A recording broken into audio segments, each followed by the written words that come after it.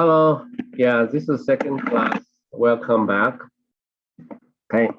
Comprehensive math class have two sessions. Comprehensive math class 1 and the comprehensive math class 2.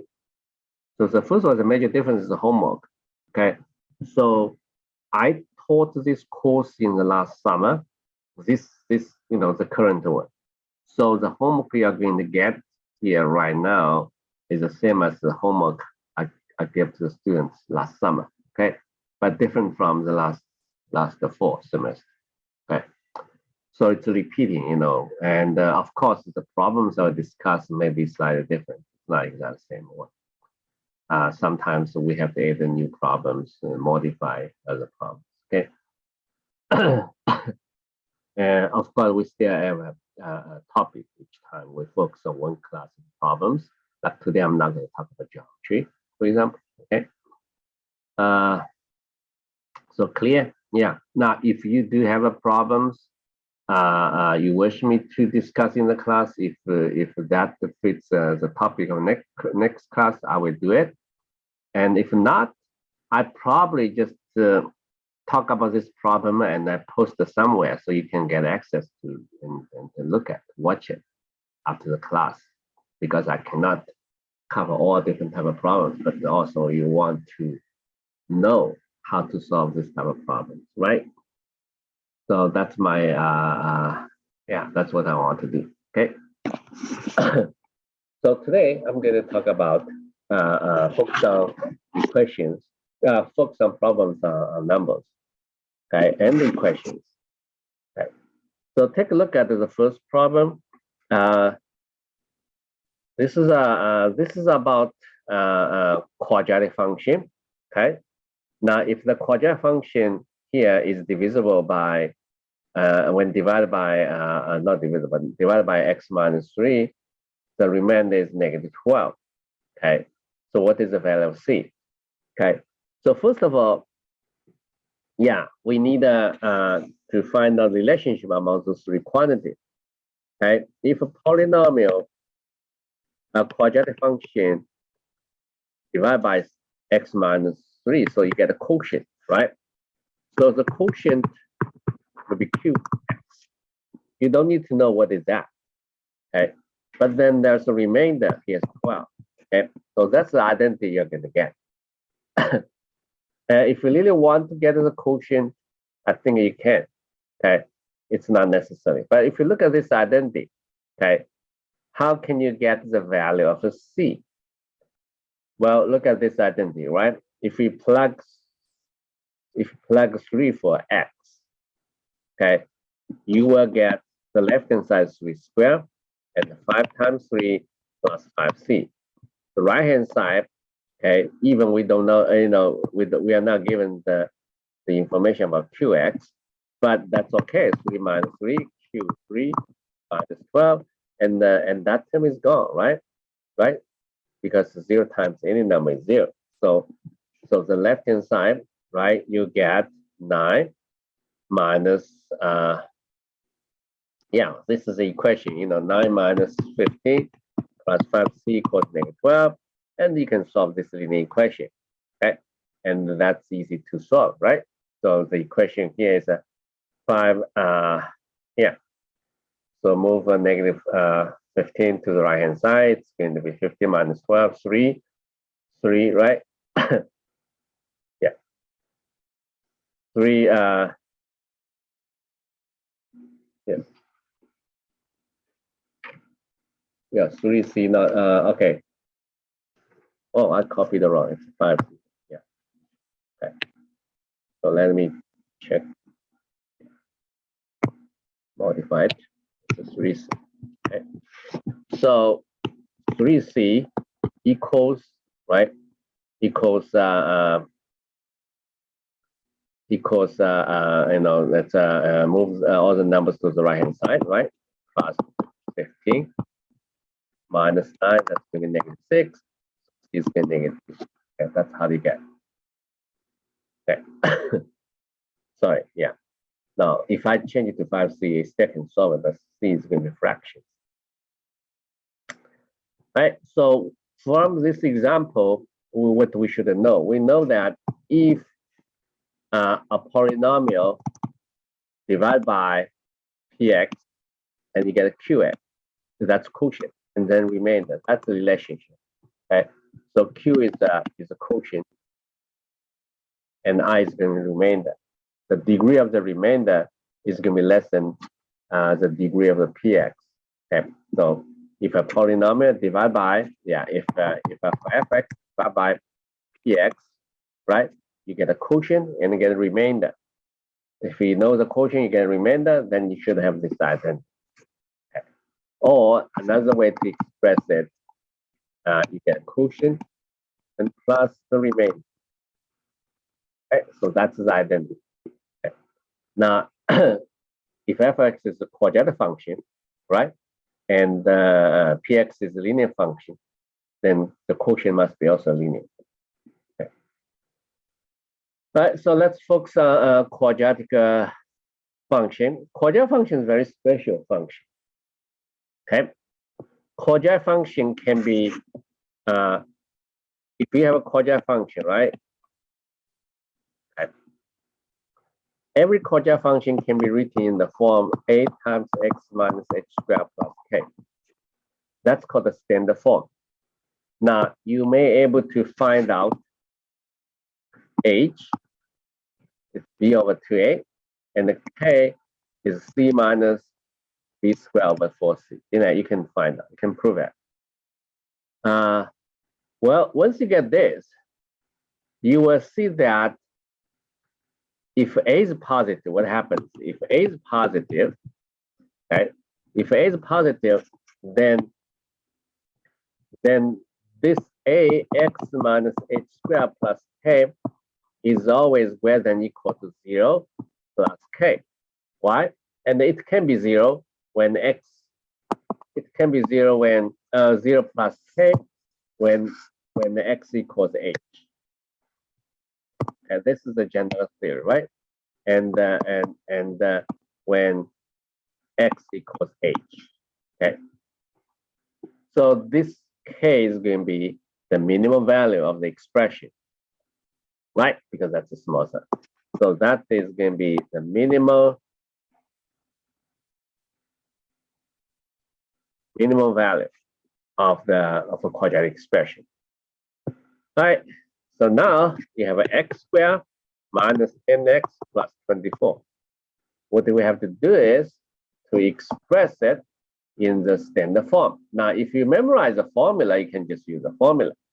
But if you don't memorize this formula, and using the formula, right, you can write down a is 1, so x. What is h? H is going to be negative b over 2a, right? So divided by 2, so it's going to be a 5. And then you can also find out the k. Okay. Now I'm not going to use that formula because very few people can memorize this formula. So what I'm going to do is I try to make the square. So this side will be 5 squared plus 24. If I add a 5 squared, I have to minus 5 squared, right? Then those three terms can be combined into one term. It's x minus square. And here, 24 minus 25 is going to be a negative 1. So that's how to get negative. Okay. And then clearly, x minus 5 squared, the minimum value of x minus 5 squared is going to be 0. So it's greater than 0 minus 1, which is negative. So negative 1 is going to be the smallest value of that expression. Okay. So that is going to be the minimal value. Okay, is the expression. To complete the square, you have another way to do it. Now, how do you know I put a 5 square there? That's how do we do that? X squared minus kx, you have to plus half of the k squared. Then you get x minus k over 2 squared. Okay, so you have to divide the term as a coefficient from x by 2. Then you put k over 2 squared there. So right now k is 10, The half of 10 is going to be 5. Okay. All right. So this is how do we find the minimum value of the quadratic function. All right. Now we're going to study base P representation. Yeah, this time. So go over the base P representation. Well, if you have a P could be 2, could be 3, could be 5, could be 10. Okay. Now, if a number can be written in the following form, the coefficients here is a, k, okay, p to the power k. Then this is general formula. And then the last one will be a1p and plus a0. All of this ai should be less than p, okay? Cannot be bigger than b, can be 0. Okay. Then we simply express the number n using a sequence of numbers. Okay, and then I have to put little p under that. So I don't need to write down this long sequence. All right, let me show you example. Let me show you example. Okay, let me show you example. So 116. Okay, 116. I'm going to divide it by. I'm going to use a p, right? I'm going to divide by 5. Okay, so if you divide by 5, what is the remainder, right? So let's do that. 116 by 5, it's here. Okay, so that can be written as 5 times 23 plus 1, right? That's the first step. Okay, so 23 can be written in the form divide by 5 again, right? So 4 times, right, 5 plus 3, okay, and plus 1. Now I can express as 4 times 5 squared plus 3 times 5 and plus 1. Okay, so this is just a sum of this of 5 to a certain power. Okay, then if you're able to express a number in this form, then what do you see? You don't need to write down this, all of them. You just needed to write down the coefficient 4 and the 3 and the 1. Okay, but be careful, you have to put the little 5 here under that. It's called a subindex. So this is the base 5 representation of 116.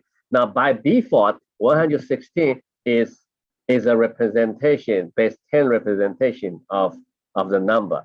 Okay, 116. 116 is going to be 1 times 10 squared plus 1 times 10 plus 6. Okay, so that's a 116. And this also can be written as 116 is base 10, but we don't put a 10 there. Okay, so now you have the same number, right? But one is expressed in base 10 system, another one expressed in base 5 system. We still use the digits we create, same gate digits, 0, 1, 2, 3, 4, 5, 6, 9. Okay, now if P is 11, a bigger number, then be a little bit careful. Okay, we usually don't do that. We have to create some special, digit for 10. Instead of using 2 digits, we have to use a 1. You can use A, B, C, D as a unit digit, as as a 10th digit. Okay. Not necessarily use 1, 2, 3, 4. Okay. All right. So now let's take a look at So the same number, okay. So the same number can be expressed in many different forms. The digits we are using here, those are the common digits. So we use digits 1, 0, 1, 2, 3, 4, 5, 6, 7, 8, 9. Okay. So if P is less than or equal to 10, we just use those digits to find the base P representation of any number, okay? Any number, okay? Any number. Okay, so those are the commonly used digits. Okay, digits commonly used. Well, you can use any other letters describe the digits. Okay, but that's okay. Now that's 0, 1, 2, 3, 4. Those are the commonly digit units, and you can use them to find the base P representation of any number. So P less than equal to 10. Okay, if you want to represent base P, if you find the base P representation of some number P is larger than 10, then you have a trouble. Okay, you have to use introduce new notations, but that will be not covered here. All right, so here's a problem, right? So for what the base P, and this is true. So here we are doing the addition here. If you understand, how do we get the base P representation, and this problem will be easy to solve. Okay.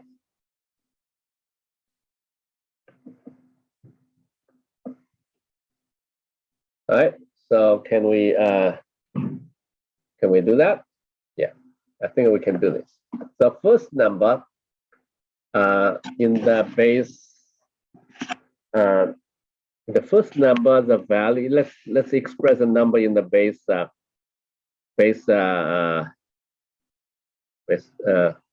14b, right? 14b. So b is be 1 times b plus 4. So 24b is going to be 2 times b plus 4, right? Then 41b is going to be 4b plus 1. Right? Now this b should be larger than 4. Right? This b should be larger than 4. So let's add them together. Okay, so b should be larger than 4. Okay. All right, and add them together. B plus 4 plus 2b plus 4 equals 4b plus 1. Okay. Then you solve for this equation. So you get 3b plus 8, 4b plus 1. So b equals 7. Yeah, that's great. So 7. 7 is answer. Okay. So 14 7. 24 sub 7 is going to be 41. This is addition in base 7 system. Okay.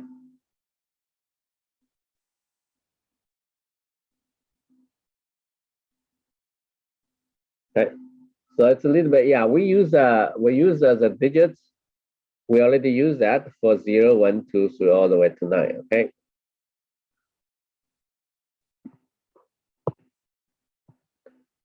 All right. So now let's take a look at the next problem. Now, what is the least positive integer n such that n squared minus n is divisible by some, but not all integer values when k is less than when k is between 1 and n? Okay. So what does that mean? Okay. Let's take a look at some examples. Okay. So first of all, we notice that n squared minus n equals n times n minus 1. Right?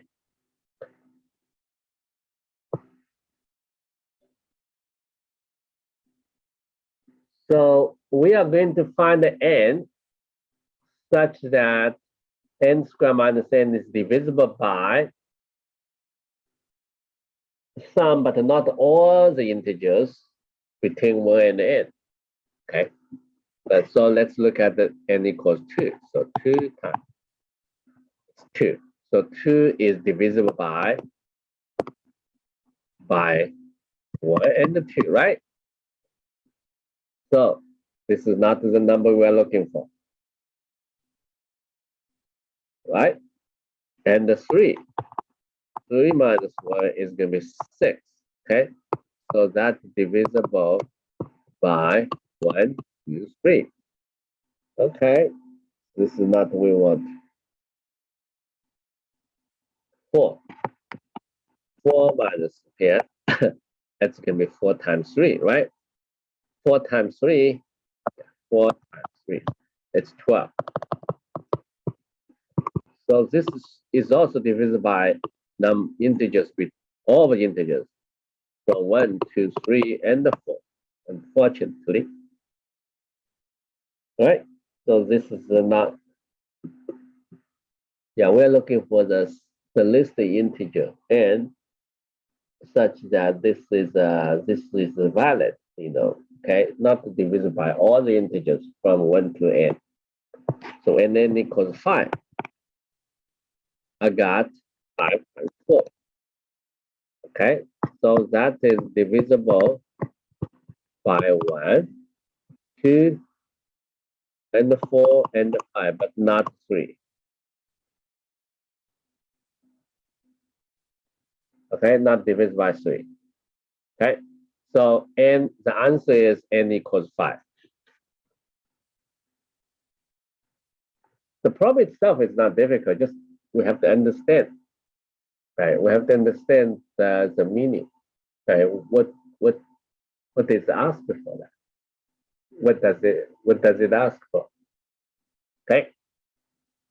Now you cannot just sit there. You have to start to work on that. Just look at a few examples. Then you see, right? Step by step. So when n equals 5, you get what you want. Okay, when n equals 5, this is the first number, so that n squared minus n is not divisible by all the integers less than or equal to n. Okay.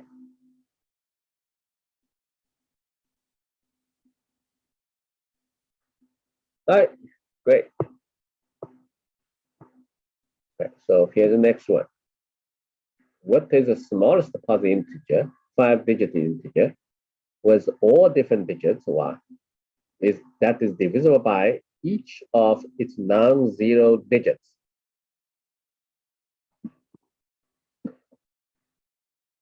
Okay, so in other words, we are looking for 5-digit number which is divisible by each of the digits. Okay, smallest positive integer was all different digits and divisible by each of its non-zero digits. Okay.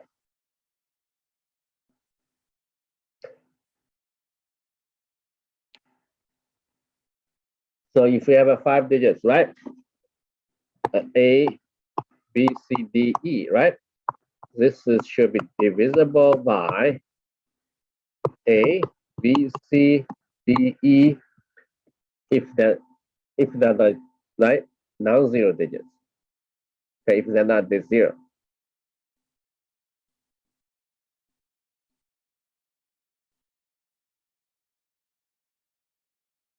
If not zero. Right? Right? So for example, yeah, then also those are different. They're all different. They're all different. So we are looking for integers. Okay. The smallest 5-digit integer.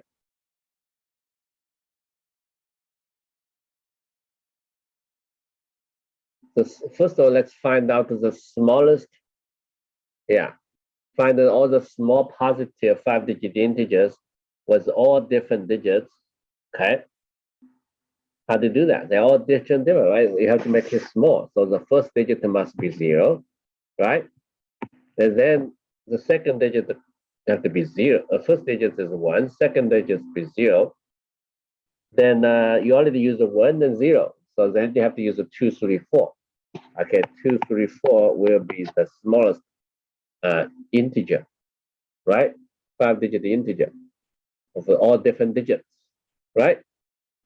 Then you permutate Okay, and then not permanent, just increase 4 to 5, right? And this still the next smallest one, right?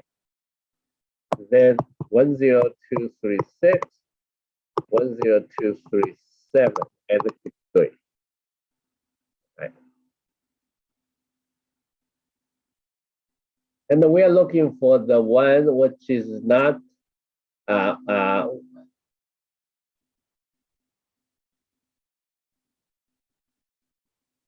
yeah, what are we looking for? Right? You see 3, 1, 2, 3, 4, right? This one is divisible by 4 or not, right? Yeah. So 1, 2, 3, 4, 1, 0, 2, 3, 4, right? And this one, as you can see, that is not, I think it's easy to say it's not divisible by 3, right? It's not divisible by 3, right? So at least it's not divisible by one of the non-zero digits.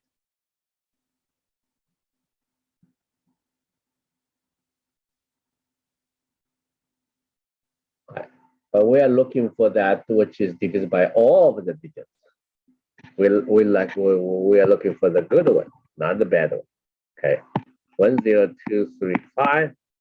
Okay, this is again is not divisible by 3.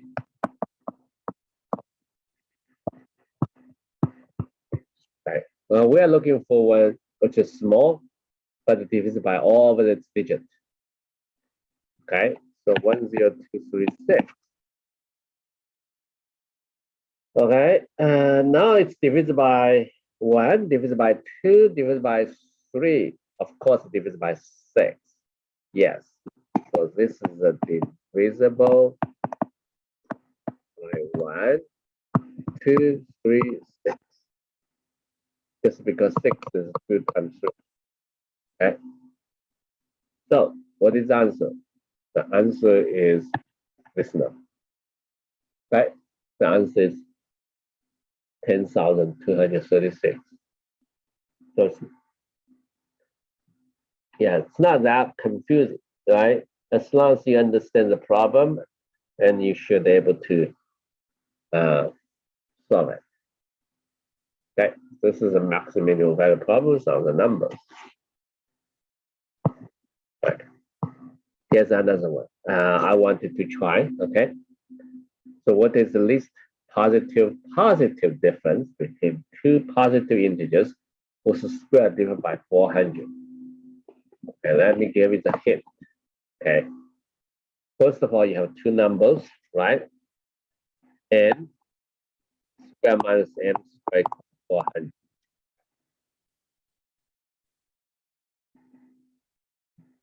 Right? So what do we want to do? We want to find out the least possible positive difference between two positive integers. So n minus m should be the least. Okay, should be the minimum. Okay. So there are many integers n m. N squared minus m squared equals 400. And among them, we look at the difference, n minus m, and we should find the smallest positive difference. And what is that?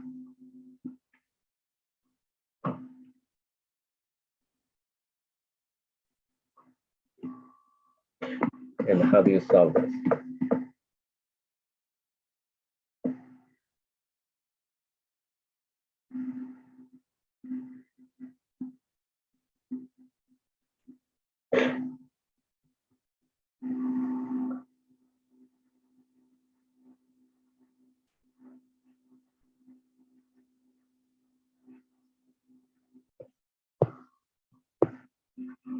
Well,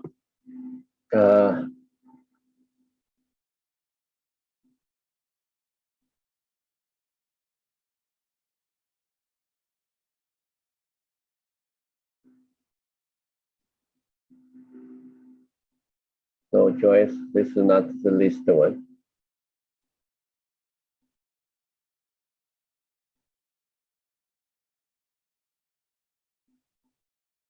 Okay, how did you solve this problem?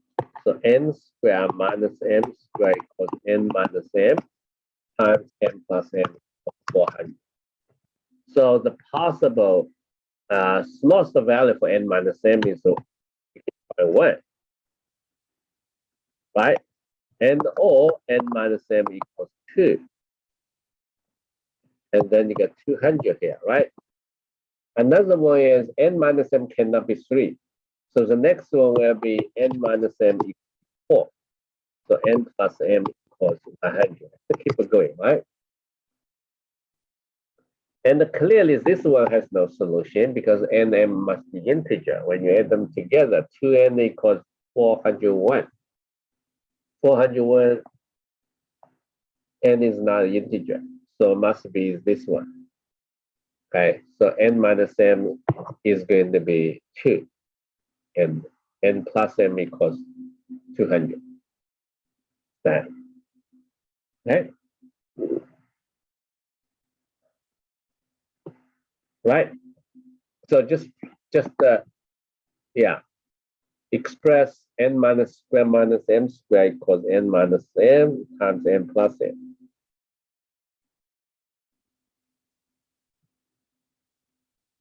Okay, got it? Then you see what is the smallest possible factor you can have, which is 1, 2, right? 4, 8, right?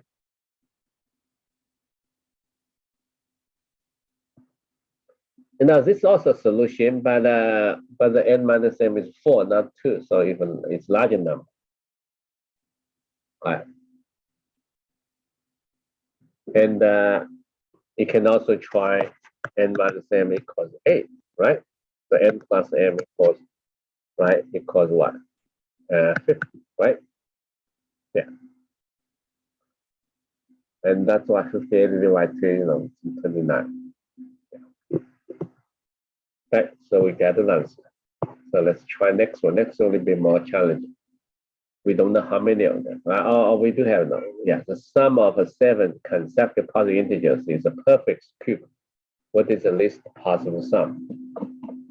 Wow, perfect cube.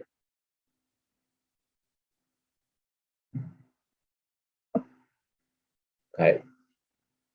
7. Now, you have an odd number of consecutive integers. How do you describe the sum of them? So you can start to begin with the one in the middle, right? Then k plus 1 and k minus 1. These are positive integers, right? K plus 2 and k minus 2. How many do we have here? And we need another k plus 3, k minus 3. Okay, this must be positive. So otherwise, you get some negative consecutive integers. So k is greater than 3, right? Okay. The sum is simple. The sum is just 7k, right? And this should be equal to a perfect square, perfect cube. Now, the smallest perfect cube what you can get is what? Yeah, because it has a factor of 7 already. Okay, so the smallest perfect cube, which is divisible by 7, is 7 cubed, right? Then you solve the problem. Okay, so 7 cubed, 7 cubed, 7k equals 7 cubed, so k should be equal to 7 squared. It's 40. Okay. And we are looking for what? We are looking for, yeah, k is 7, right? We're looking for the least possible sum. Okay, the sum is going to be 7 times k. Since k is going to be 7, right? So that's 7 squared.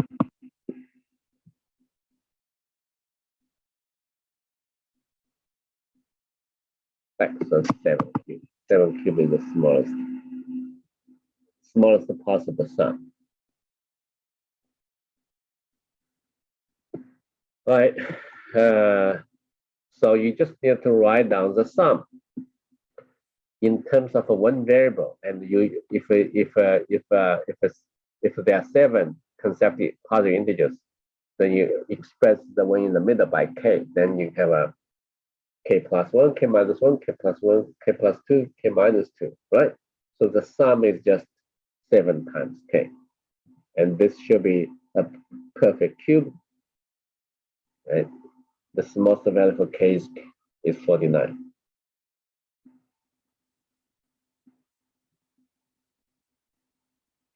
Okay.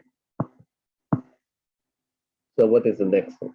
So what is the list possible products x and y such that x and y are positive integers satisfying x minus y and x to the y equals y to the x? Oh my God. Right, this is another Mathcounts problem. You are looking for the smallest possible product x times y. But x and y are positive integers. X is smaller than y. And x to the y equals y to the x.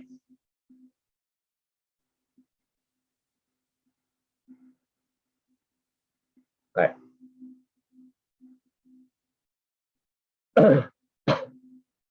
Now, how do you solve this problem?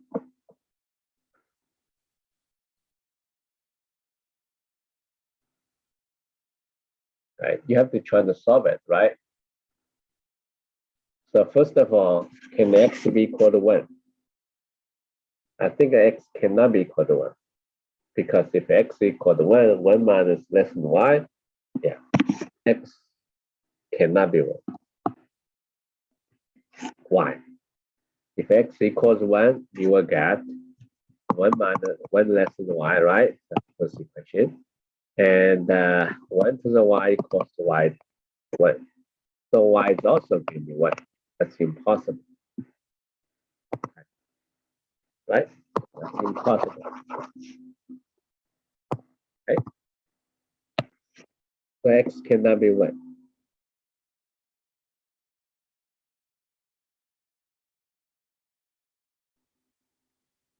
Since we are looking for the smallest possible product, so what do? You should try the smallest number, right?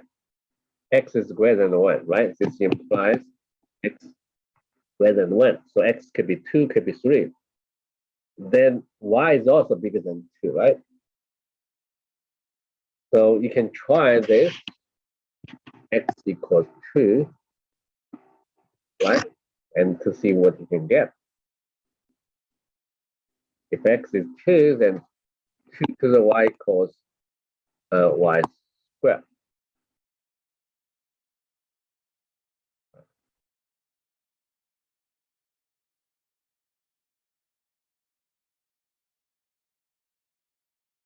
Then you can solve it for that. Okay, so that means the y must be 2 to the n. 2 to the n. The reason is y must, the prime factor of y is just 2. Okay. Yeah, you cannot, y does not contain any other factors other than 2. Right, so you put it back, right, you put it back, so you get 2 to the 2 power n equals 2 y squared, so 2n. Right? So that implies 2 to the n equals 2n. That implies 2 to the n minus 1 equals n. And clearly, n must be n minus 2 because n, if n is too big, you're not going to have this. So it's easy to figure out y equals 2 square, which is 4. Okay, so the product here is going to be 8. Now, are we going to have other solutions? I thought my answer is no. I think this should be the smallest one. Okay, so x times y equals 2 times 4, which is 8. 8 should be great. It's the smallest value, but you have to prove it.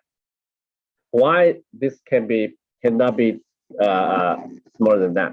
You see, if x is greater than or equal to 3, right? Then x times y is greater than or equal to 3, right? But the y is greater than x, so y is greater than x is greater than 4, so that's 12. So 12 is already larger than 8. Okay, so that's only one solution. Okay, yeah, when y equals 4, x equals 2, this product is the smallest. Okay, but you have to prove that. You cannot just say, oh, I have an answer here, right?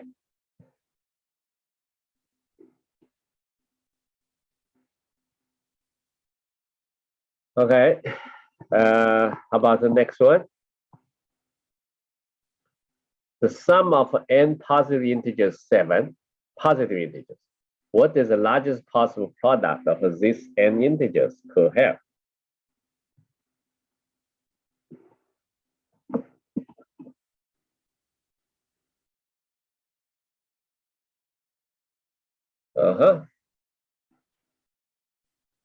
So you have n integers. The sum is going to be 17. And we want to find the largest possible product. And you don't know even n here, okay?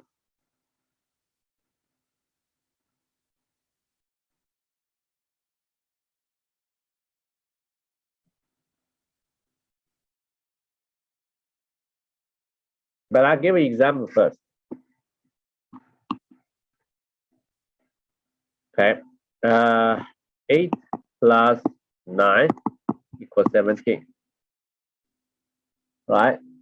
So the product, 8 times 9 equals 72. But 72 is not going to be largest possible product.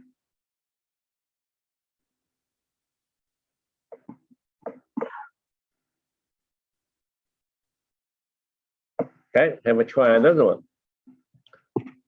5 plus 6 plus 6 is also going to be 17.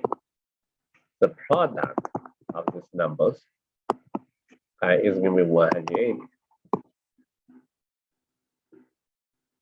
Okay, so you get a Latin number, right? So in order to make the product as large as possible, those integers in the sum must be close to each other.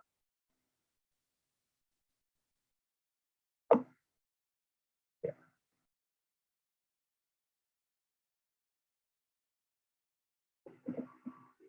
So if it's a sum of 3 numbers, you get the product 180, right? How about 4 numbers? 4 numbers, I want to all make sure all the integers are close to each other. So 4 plus 4 plus 4, and there must be 5, 17. So the product, is 320. Okay, so we're getting larger and larger products right now. Okay, so 5. The sum of 5 numbers that should be close to each other in order to make the product the largest possible. So 3 plus 3 plus 3 and 4 plus 4 is 17. Okay, and then the product 3 squared equals 4 squared.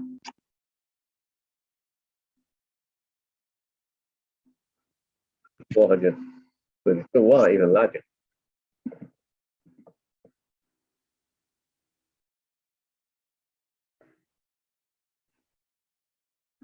Okay, let me try another one. I'm going to have a 2 and 3 plus 3 plus 3 and plus 3 plus 3. 8, 17. Yeah, this is sum of 6 digits. Okay, the product is 2 times 3 to the fifth, 486. Well, I get a large number. Okay, right? Then how about how to get 17?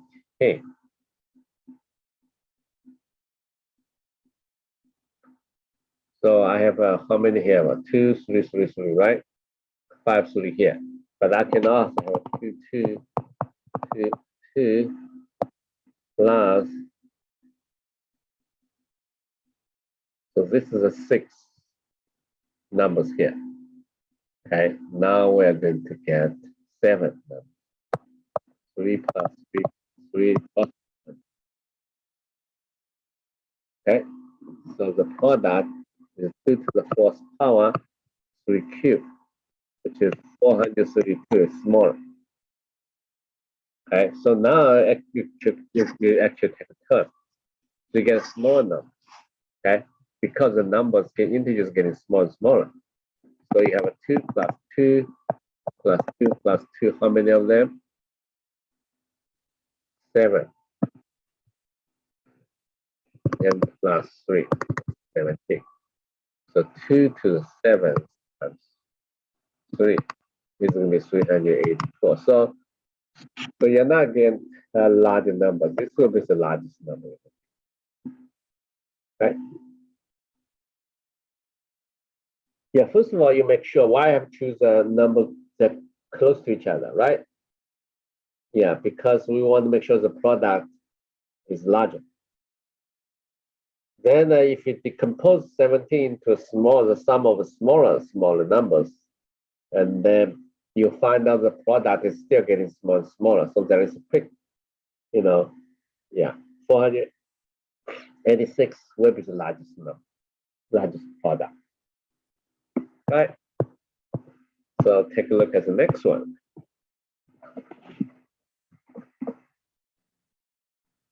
Okay, this is a maximal variable problem. So the measure of the length of the width of a rectangular garden are each an integer. Okay. Ophelia fences the perimeter of the garden and also builds 2 divider fences. Numerically, the total length of the fencing required in the meters and the areas of the garden in square meters are equal. What is the greatest possible area you can get? So what do we have here? We have here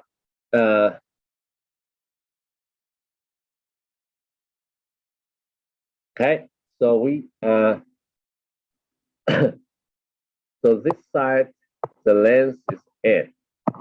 This side is m. Okay, n m are in. Okay.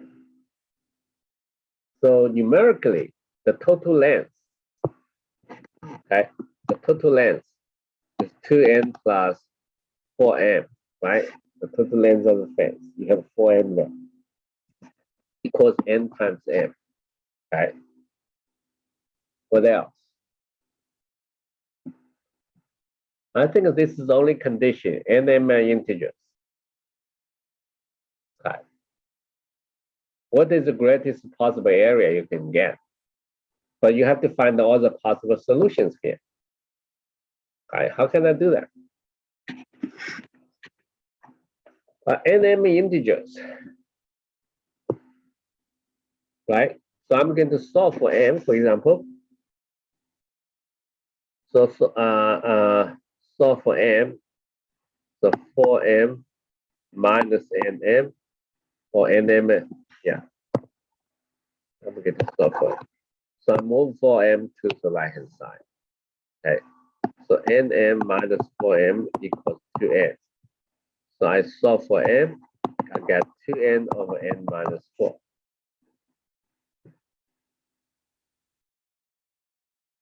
Okay. Now, question is when this can be integer, right? You have to guarantee m and n are both integers. So you divide the 2n by n minus 4. You can get this form. The quotient is 2. Remember, right? 2n divided by n minus 4. You have 2. So 2n minus 8, then n the remainder is 8. Okay, so then you can express that. So this one, this is the integer. If and only if 8 is divisible by n minus 4.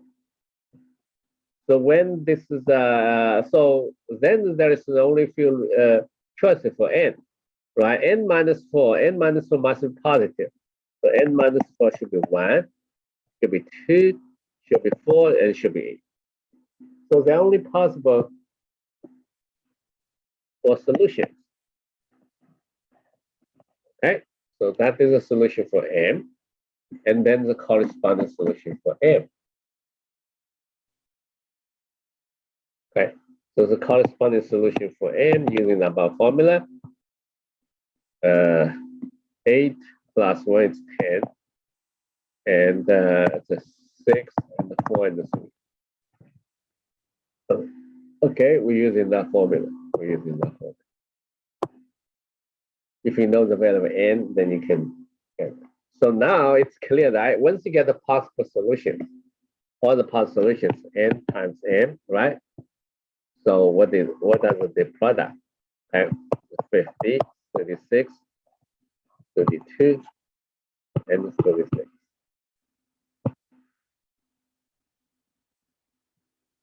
Right, so we get 5 solutions, and the largest possible value is this. Largest possible value is this.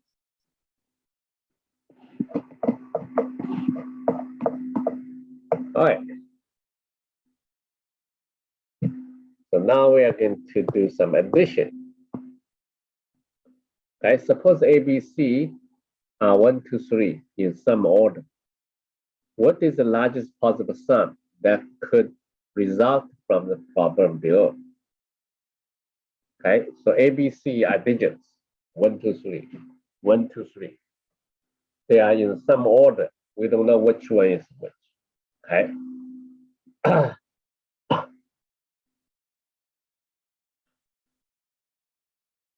Okay. So we want to make largest possible sum. Okay. So in order to make the sum as large as possible, we have to make A and C as large as possible. Clear? So you can, either A equals 3 and C equals 2, or, right, A equals 2, C equals 3. And in either case, B is going to be 1, right? So B is 1. And then largest choice is going to be, and then you can see that the only 2 choices here, right? 3 and 2, 1, 1, 2, 1, AC.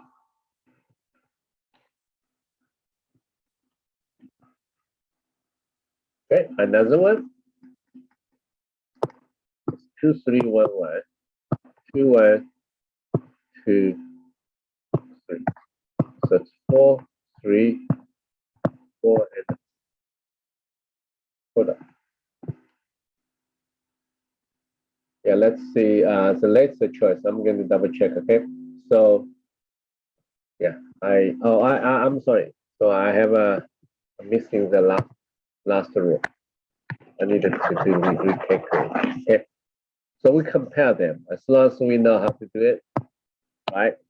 So we got 2 and C is 2, so it's 2, B is 1, 3, A is 3. Okay, get them together. And here you got C is 3, B is 1, 3, A is 2. Okay, I think this side will be larger.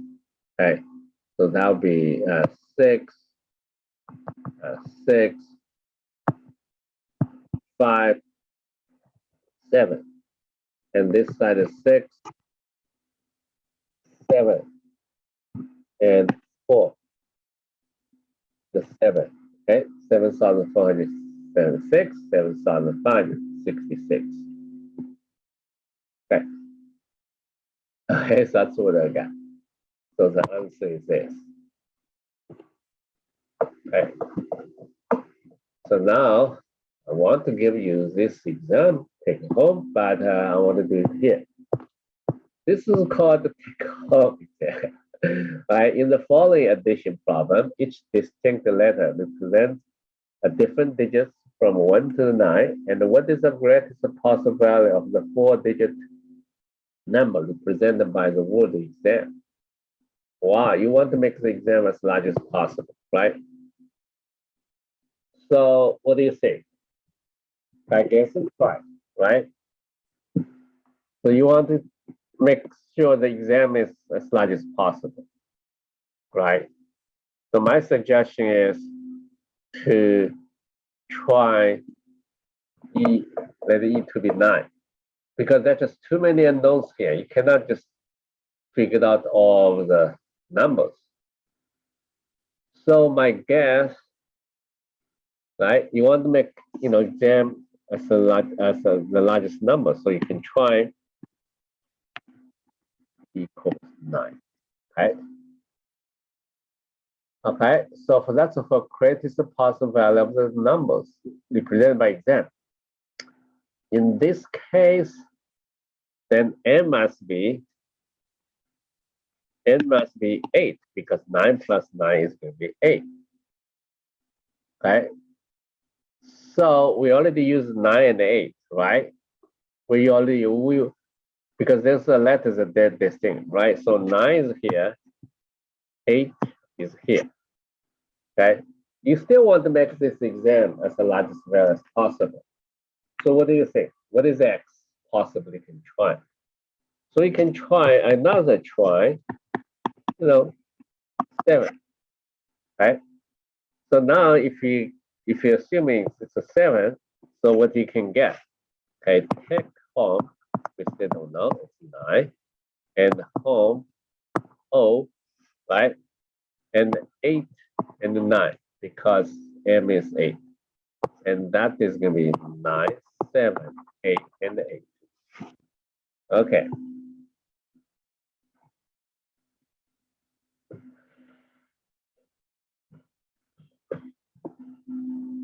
So let's take a look at this. K plus 8, but there's also 1 from 18. That should be definitely, 8 cannot be 9. So, right?